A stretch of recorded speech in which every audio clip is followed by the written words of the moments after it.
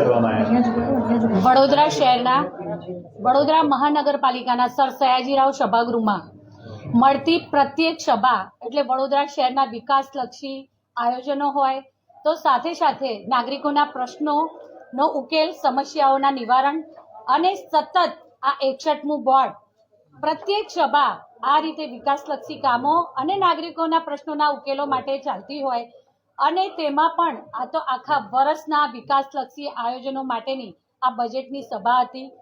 ગઈકાલથી શરૂ થયેલી આ સભામાં 2 દિવસથી દરેક સભાસદશ્રી જેને પોતાના સૂચનો આપવા છે, મંતવ્યો આપવા છે અથવા તો આ કર દરના વધારા વિનાનું અને વિકાસલક્ષી બજેટ કે જે ખરેખર સમગ્ર દેશમાં હું તો કહીશ કે ઐતિહાસિક બજેટ એટલા માટે પણ છે કે વડોદરા શહેરના આપણા મહારાજા સર સયાજીરાવ ગાયકવાડજીનું વિરાસતથી વિકાસ એવા નામના શીર્ષક હેઠળ જ્યારે આપણે સભા કરી રહ્યા છે અને સમગ્ર આ જે બજેટલક્ષી જે સભા હતી, જે આ બજેટનું આયોજન કર્યું છે જેમાં છેક છેવાડાના વ્યક્તિથી લઈ અને વડોદરા શહેરમાં વસતા પ્રત્યેક વર્ગના નાગરિકોનો સમાવેશ થાય, મહિલાઓ માટેના પણ આયોજનો હોય તો આંગણવાડીઓ અને નગર પ્રાથમિક શિક્ષણ સમિતિની શાળા માટેના જે પણ કંઈ પ્રયોજનો છે, ટૂંકમાં કહીશ તો અબાલવૃદ્ધ સૌ 9 મહિનાના નવજાતથી લઈ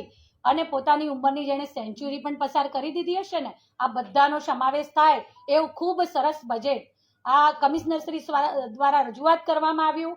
તો સ્ટેન્ડિંગ સમિતિના ચેરમેન શ્રી ડૉક્ટર શીતલભાઈ મિસ્ત્રી દ્વારા અને મારા સ્ટેન્ડિંગ સમિતિના સભ્યશ્રીઓ દ્વારા ખૂબ છણાવટ કરીને ખૂબ સ્ટડી કરી અને ખૂબ સરસ અને ઐતિહાસિક બજેટ જ્યારે રજૂ કરવામાં આવ્યું ત્યારે ગત રોજથી આ બજેટ અંગે આના અભિનંદન આપવામાં આવી રહ્યા હતા. એ વિષયો લઈ અને મારા સૌ સાથી સભાસદશ્રીઓ દ્વારા ચર્ચાઓ પણ કરવામાં આવી રહી હતી અને હેલ્ધી ટોક પણ હોય. સ્વાભાવિક છે કે દરેક સભામાં આપણે ચર્ચા પણ કરતા હોઈએ છીએ, પરંતુ આજે સાથી પક્ષના સભાસદશ્રીઓ દ્વારા સવારથી મારા સાથી પક્ષના સભાસદશ્રી બેન દ્વારા સવારથી આજે સભા શરૂ થઈ ત્યારથી 2-2.5 કલાકથી પણ વધુ સમયથી સતત તેમના દ્વારા બોલવામાં આવ્યું હતું, છતાં પણ અમારા કોઈ પણ સભાસદશ્રીએ આની સામે પોતે વાંધો ઉઠાવ્યો નથી. પરંતુ જ્યારે સભાની ગરિમાને નુકસાન થઈ અને એ લોકો સભામાંથી પોતાના સ્થાનેથી ઊભા થઈ અને વેલમાં આવી અને રજૂઆત કરે અને સભા જાણે કે ચાલવા જ ન દેવી હોય,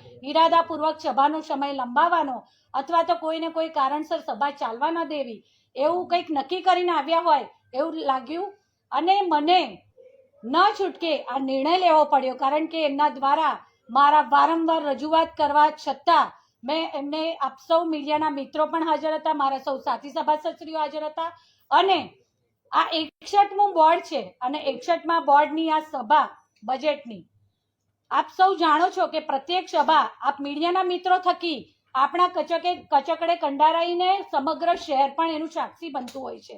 ત્યારે આવી રીતે સભાની ગરિમાને નુકસાન થાય અને સૌ સાથે મળી અને સાથે સભાસદશ્રીઓ જ્યારે પોતાના સ્થાન પરથી જગ્યા પરથી નીચે આવીને વેલમાં આવી અને સભાની ગરિમાને નુકસાન કરવાની જે એમની કોશિશ હતી, મારા દ્વારા વારંવાર એમને રજૂઆત કરવામાં આવી. વિનમ્રતાપૂર્વક મેં એમને ખૂબ વિનમ્રતાપૂર્વક વિનંતી પણ કરી કે આપ આપની સ્થાને બેસી અને આપની રજૂઆતો ચોક્કસ કરો.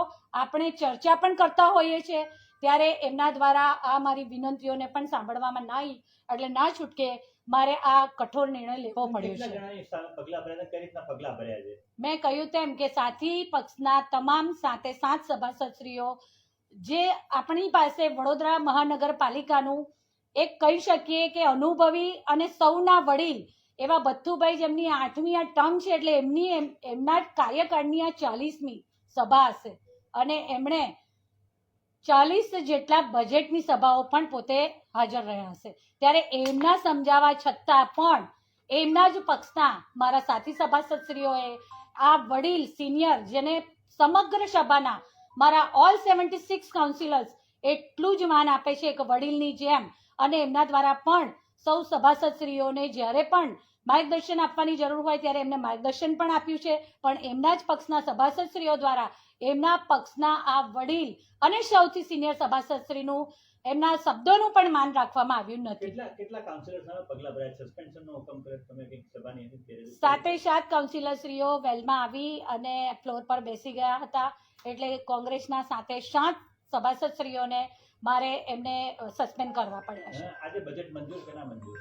આજે બજેટના જે પણ સમગ્ર સભા દરમિયાન કામો હાથ પર મેં લીધેલા છે, બધા જ કામો મંજૂર, સમગ્ર બજેટ મંજૂર થઈ ગયું છે અને સભા મેં પૂર્ણ થયેલી જાહેર કરી છે. આભાર. Thank you.